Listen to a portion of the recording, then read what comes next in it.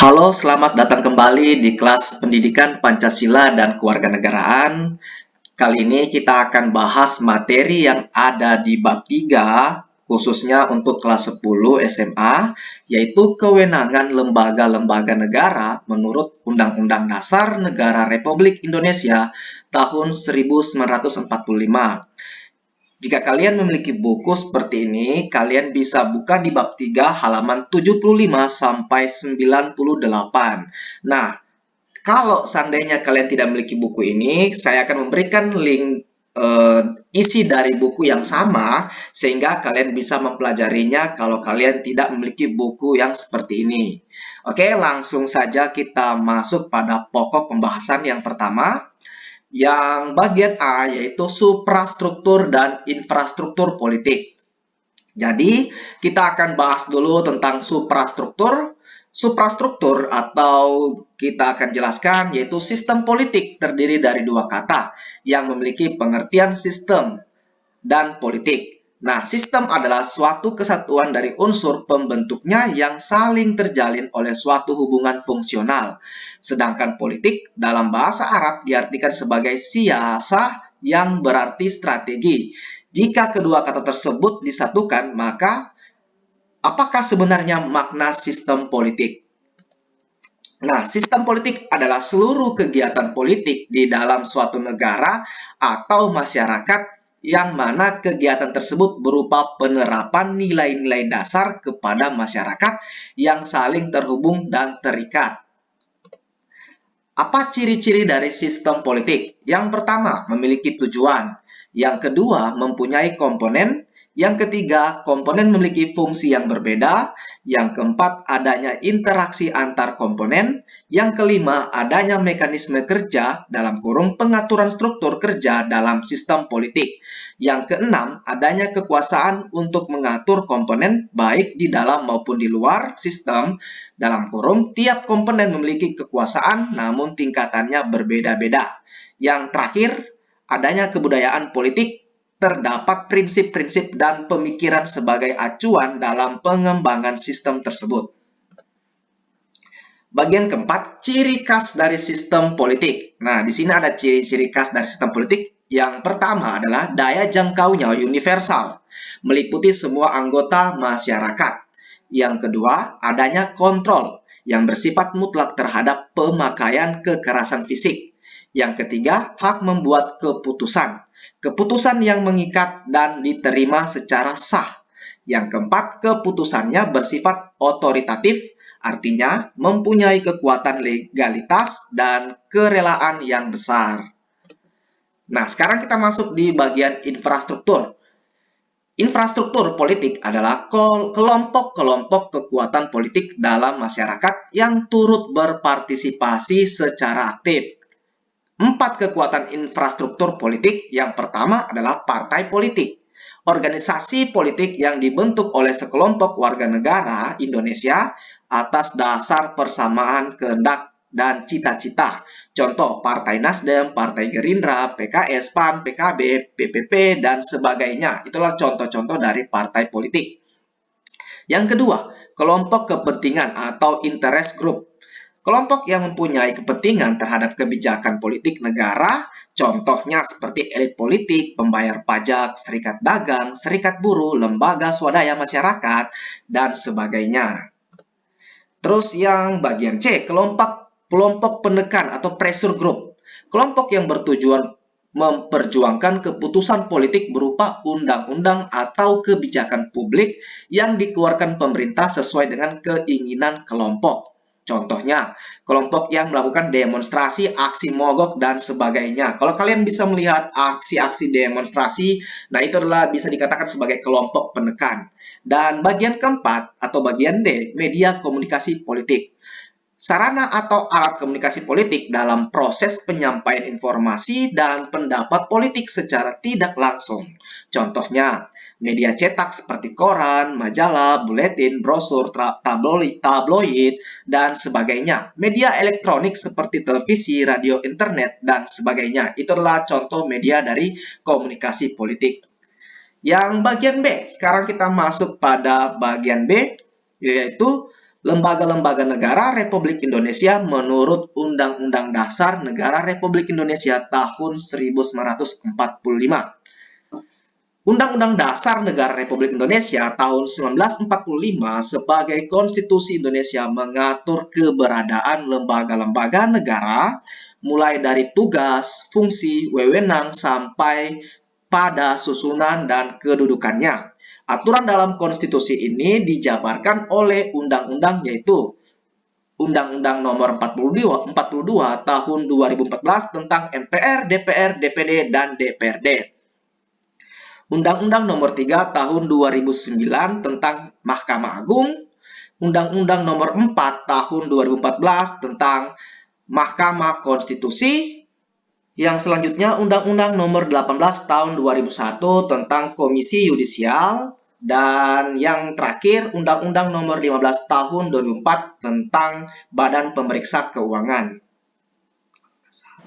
Kekuatan suprastruktur politik Indonesia. Kekuatan suprastruktur politik yang tergolong lembaga tinggi negara Indonesia adalah yang pertama, Majelis Permusyawaratan Rakyat atau kita sering dengar dengan kata MPR, yang kedua Dewan Perwakilan Rakyat DPR, yang ketiga Dewan Perwakilan Daerah DPD, yang keempat Presiden atau Wakil Presiden, yang kelima Mahkamah Agung, yang keenam Mahkamah Konstitusi, yang ketujuh Komisi Yudisial, dan yang kedelapan Badan Pemeriksa Keuangan. Nah, sekarang kita masuk lagi di bagian C, yaitu tata kelola pemerintahan yang baik. Apa itu good governance? Oke, jadi menurut World Bank, good governance atau tata kelola pemerintahan yang baik adalah penyelenggaraan manajemen pembangunan yang solid dan bertanggung jawab yang sejalan dengan prinsip demokrasi, dengan pasar yang efisien, penghindaran salah alokasi dan investasi, dan pencegahan korupsi baik secara politik maupun administratif, menjalankan disiplin anggaran serta penciptaan legal and political framework bagi tumbuhnya aktivitas usaha.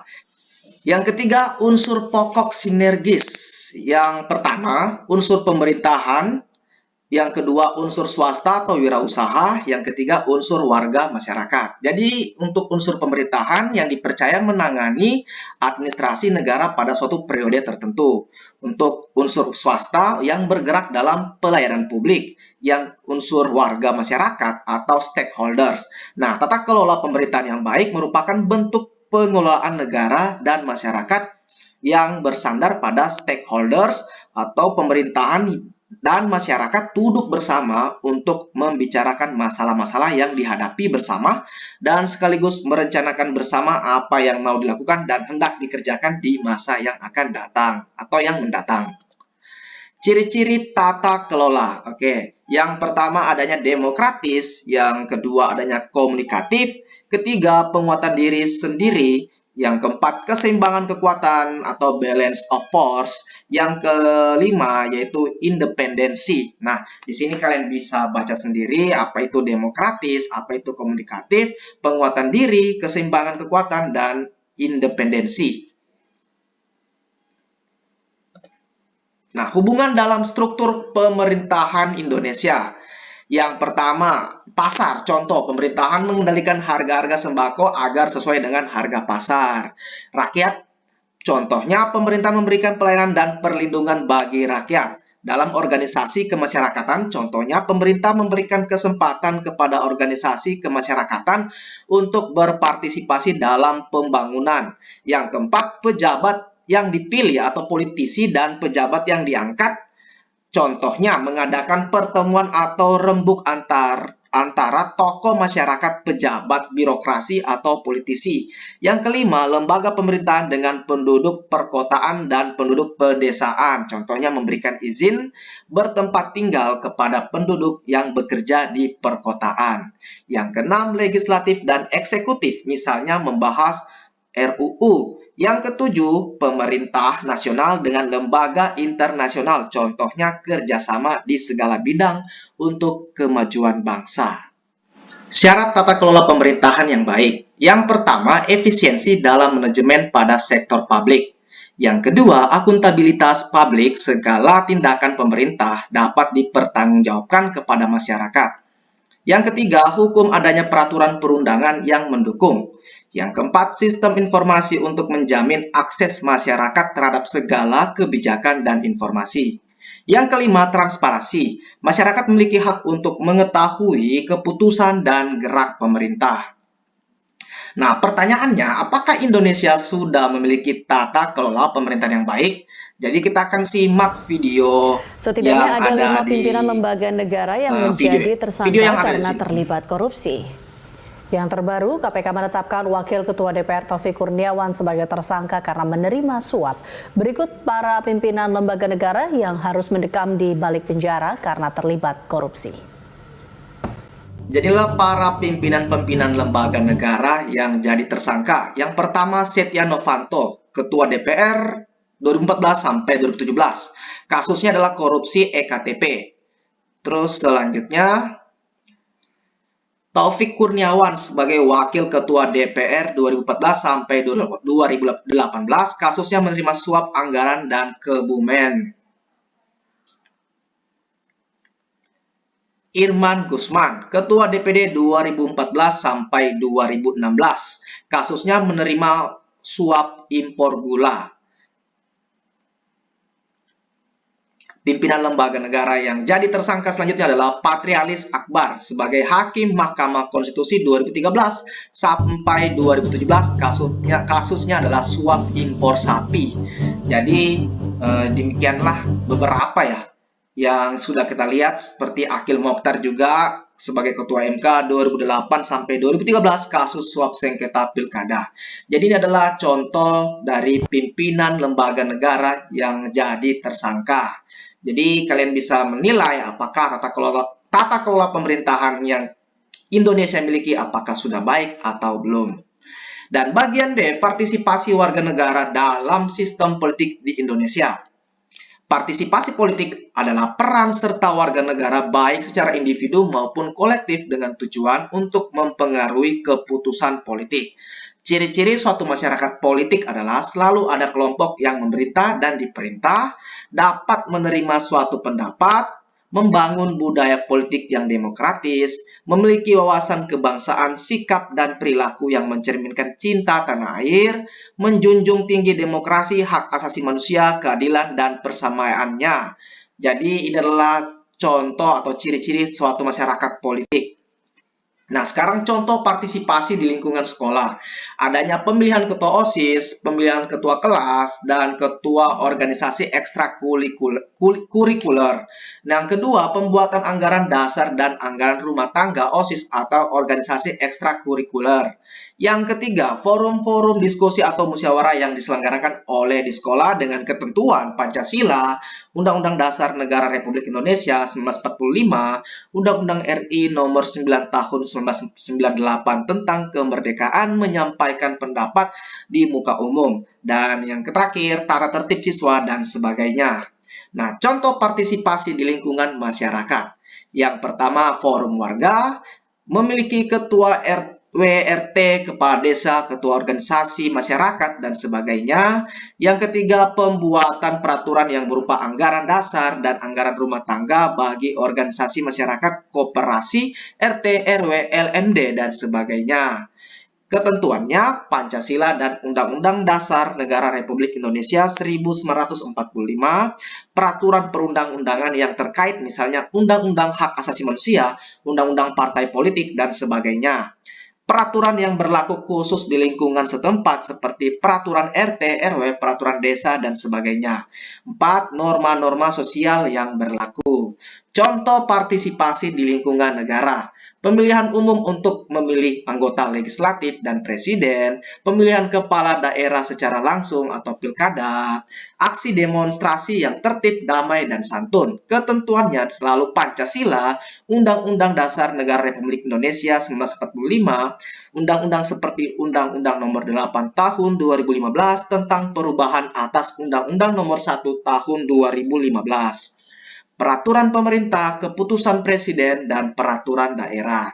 Jadi sekian dan terima kasih untuk pembahasan materi kita hari ini yang ada di bab 3 tentang kewenangan lembaga-lembaga negara menurut Undang-Undang Negara Republik Indonesia tahun 1945.